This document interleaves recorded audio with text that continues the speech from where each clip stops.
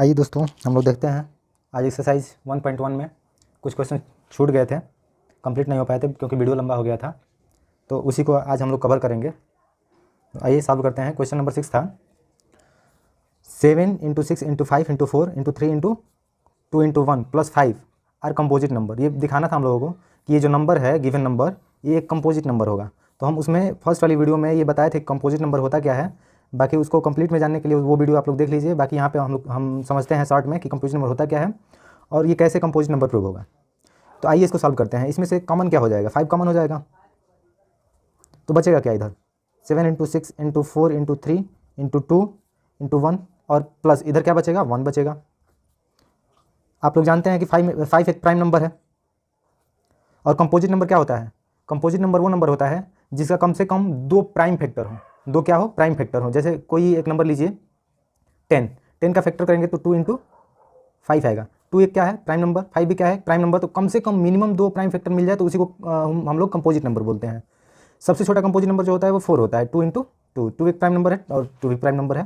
तो कम से कम 2 अगर प्राइम फैक्टर मिल जाए तो उसको कंपोजिट नंबर हम लोग बोलते हैं। तो खुद 5 एक क्या है प्राइम नंबर है। और मान लीजिए कि ये जो भी समीशन होकर आएगा 7 × 6 × 4 × 3 × 2 × 1 और +1 ये n आएगा। तो ये हम लोग लिख लेंगे कि 5 × n हो जाएगा। अब n क्या क्या हो सकता है, आप लोग खुद से सोचिए कि n क्या क्या हो सकता है, पॉसिबल क्या है। तो n का पॉसिबल वैल्यू है कि या तो ऑड होगा और या तो इवन होगा। 5 एक खुद प्राइम नंबर है और क्या हम लोग को चाहिए, एक और प्राइम नंबर चाहिए। और ये भी पता है कि कोई भी n लेने के लिए कोई भी नेचुरल नंबर अगर ले हम लोग जो कि ग्रेटर देन लगभग 10 के ऊपर ही होगा, ये मल्टीप्लाई अगर मान लें हम लोग, तो कोई भी पॉसिबल नेचुरल नंबर होगा उसका कम से कम एक प्राइम और मिल जाएगा, या तो खुद वो मिल जाएगा और नहीं तो उसका खुद प्राइम फैक्टर मिल जाएगा। तो for n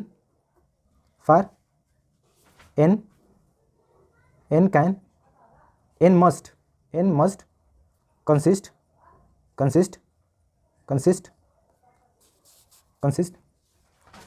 at least 1 prime factor. Then अब क्या हो जाएगा 5 × n, एक तो प्राइम में खुद है, दूसरा यहाँ से प्राइम मिल जाएगा प्राइम नंबर, तो 2 प्राइम फैक्टर हो गया। तो अब क्या कहेंगे, since 5n has 2 more than 2 are 2 prime number, hence 5 × n is a composite number. लिख देंगे यहाँ पे हेंस 5n क्या है कंपोजिट नंबर है, कंपोजिट नंबर है। अगला क्वेश्चन था हम लोगों का there are circular path around the sports field. Sonia take 18 minute to drive 1 round of the field while Ravi takes 12 minute for the same. Suppose they both start at the same point and go in the same direction. After how many minutes will they meet again at the starting point? Question को समझिए आप लोग। कह रहा है question कि मान लीजिए कि एक फील्ड है, स्कूल का ही फील्ड मान लीजिए, ये सर्कुलर है, जैसे कि ये हमने फिगर बनाया हुआ है यहाँ पे। मान लीजिए कि ये फील्ड है, ये सर्कुलर फील्ड है और दो पर्सन है, एक सोनिया है और एक रवि है। मान लीजिए कि ये स्टार्टिंग पॉइंट है। सोनिया कह रहा है क्वेश्चन कि सोनिया इस पूरे फील्ड का चक्कर लगाने में, इस पूरे फील्ड को इस पॉइंट से जाके फिर इसी पॉइंट पे आने में सोनिया कितना ले रही है, 18 मिनट टाइम ले रही है, 18 minute. While Ravi takes 12 minute for the same, मतलब इसी पॉइंट से सेम डायरेक्शन में, मतलब कि रवि जा रहा है और इसी पॉइंट पे वापस आ रहा है। मतलब इस फील्ड का टोटल एक चक्कर लगाने में रवि कितना टाइम ले रहा है, 12 मिनट। Ravi takes 12 minute.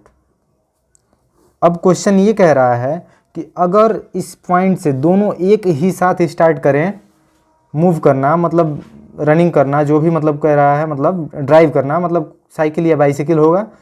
तो कहने का मतलब कि अगर साथ ही में अगर स्टार्ट करें इस राउंड को कंप्लीट करने में, तो क्वेश्चन ये कह रहा है ना कि इस पॉइंट पे तो फिर दोबारा वो लोग कब मिलेंगे, कितने समय बाद मिलेंगे।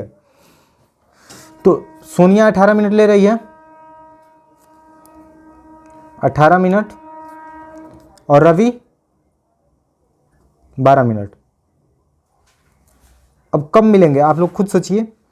मिलेंगे इन दोनों के जो कॉमन पॉइंट होंगे 18 और 12 के जो भी कॉमन पॉइंट होंगे उसी पॉइंट पे उसी पॉइंट पे उसी टाइम पे फिर दोबारा इसी पॉइंट पे वो लोग मिलेंगे। तो कॉमन पॉइंट क्या होगा?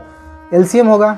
एलसीएम कॉमन पॉइंट होता है, इसका मतलब होता है लोवेस्ट कॉमन मल्टीपल। मतलब कम से कम समय इनका क्या होगा, इन दोनों का एलसीएम अगर निकालेंगे तो वही समय होगा जिसमें ये लोग कम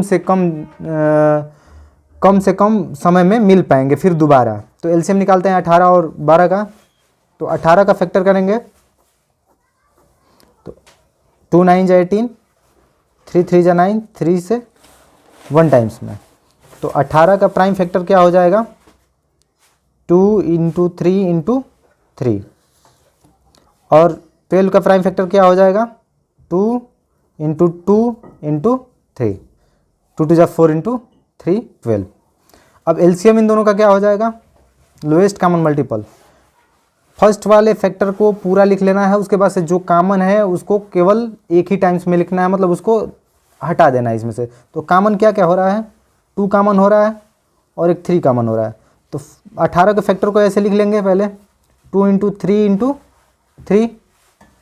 अब कॉमन क्या क्या है इसमें, सेकेंड वाले फैक्टर में से उसको हटा देंगे और जो बचेगा उसको भी लिख लेंगे इसी में। 2 और 3 हट जाएगा तो क्या बचेगा इसमें? 2 बचेगा। तो एलसीएम क्या हो जाएगा? 2 3 जा 6, 6 3 जा 18, 18 2 जा 36, 36। इसका मतलब ये हुआ कि फिर सोनिया और रवि दूसरी बार मतलब उस पॉइंट पे 36 मिनट बाद मिलेंगे।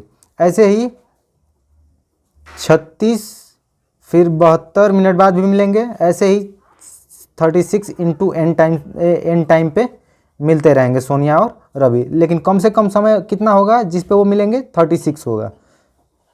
तो मिनिमम टाइम क्या हो जाएगा? 36 मिनट।